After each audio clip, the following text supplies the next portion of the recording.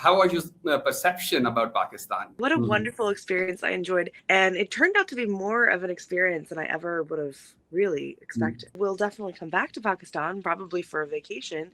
At this point, I do not expect a second round of talks anytime soon, at least. There's a lot of frustration. They're ready, everyone is ready for this war to be over. There's a lot of misinformation and disinformation going on in the information space.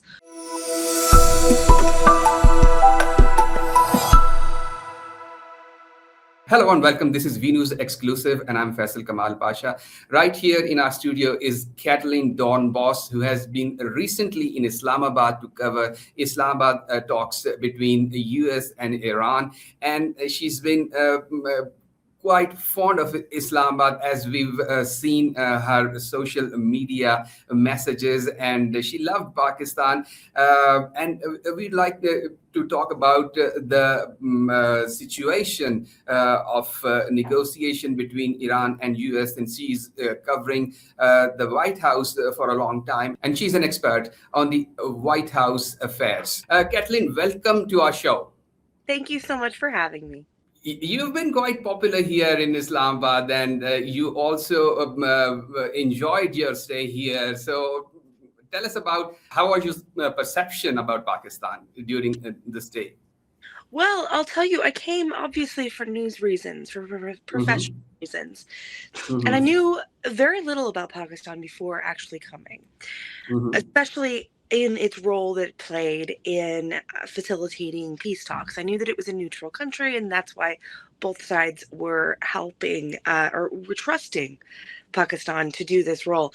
But what I got from my visit was just open arms and experiencing hospitality and the kindness and the warmth of the people themselves. I think that goes so far to show what a role Pakistan can play in world affairs because of just the nature of who Pakistanis themselves are. So what a wonderful experience. I enjoyed everything about connecting with the people and learning about the culture. And it turned out to be more of an experience than I ever would have really expected. When we should expect your next visit, I mean to say, do you expect the second round of dialogue between US and Iran? At this point, I do not expect a second round of talks anytime soon, at least. I think that I will definitely come back to Pakistan, probably for a vacation, maybe even this year, because I had such a great time the first time that I came. But I don't necessarily expect a second round of talks anytime soon. That doesn't mean that peace is not going to happen anytime soon. I just think it's going to look a little bit differently because of the way the war has been evolving. Since you've been reporting for quite a long for the White House, what is the vibe there about given these talks and about Iran?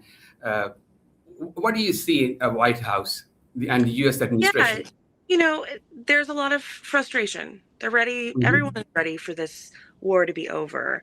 I think both Iran and the U.S. are ready for the war to be over, but we're just not seeing it happen. Now, the White House is still charging ahead, recently announcing a new mission called Project Freedom, which is separate from the conflict, but actually focused on reopening that Strait of Hormuz. And so hopefully we'll see some movement there. But yeah, I think there's some frustration. There's some hope that it's going to be wrapped up. But largely, we just don't know what's going on. And I think that's a hard thing for us all, especially as news reporters, to have to swallow. Yesterday, it was news about a missile attack on a U.S. ship, and today it is news about an attack on UAE. So, how U.S. administration is observing these developments as an escalation? You know, I think we have to be very careful as journalists to make sure that we're not reporting just claims by one side, because the U.S. military actually came out and denied those reports about the strike on U.S. vessels. And so there's a lot of misinformation and disinformation going on in the information space.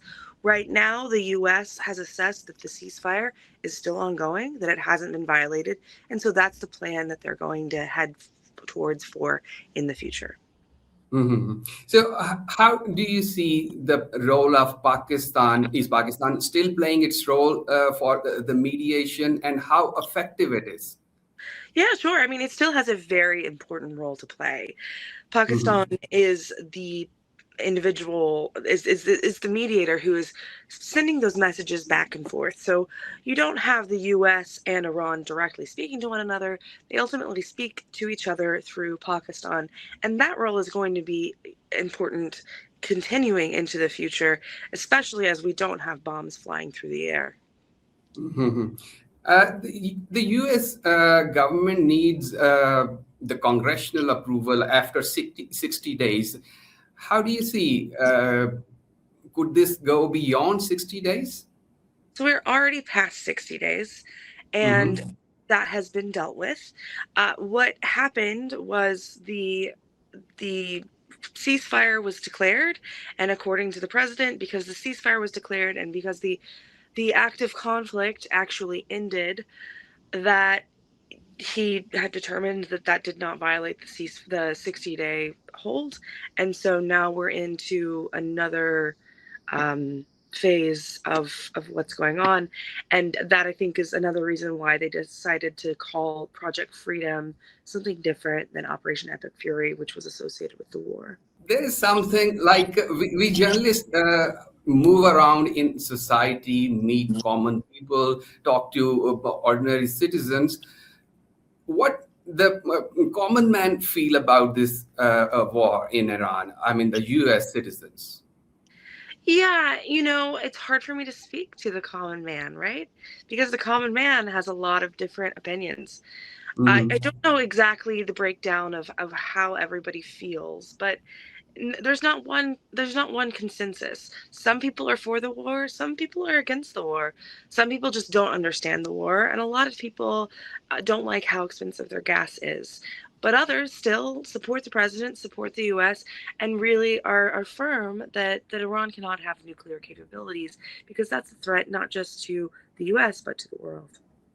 Hmm. So, one last question: how do you think the negotiation process has gone further? I mean, what it has achieved till now? Sure. I mean, I think the big thing that it's achieved is the ceasefire. We don't Hmm. have, we're not bombing each other anymore, not right now at least. We are maintaining some relative form of peace, and that's something that needs to be recognized as something that's very accomplished. And it does seem like with every round of talks, with every round of new iterations of peace proposals, we are getting closer to something that could be agreed to by both sides. So we just have to continue to watch this process and see how it develops. So you see a likelihood of a ceasefire extended, a complete ceasefire in near future. Well, that's already happened. The ceasefire already happened in continuity. President Trump had said, I think 2 weeks ago, that the ceasefire will last. There's no deadline on it, but it will end. The war Hmm. will end once an agreement is made. Hmm. Thank you very much, Kathleen, for joining this talks.